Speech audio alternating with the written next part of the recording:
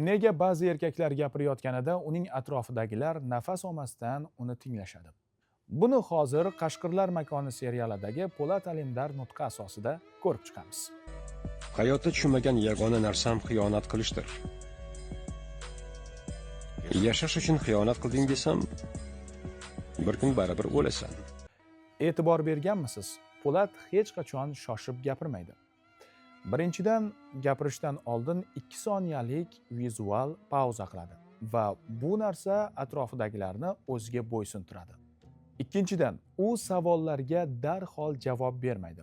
Bu esa uning emotsiyalariga berilmasligini bildiradi. Uchinchidan, u doimo pastki registrda, ya'ni boshqaruv ovozida gapiradi.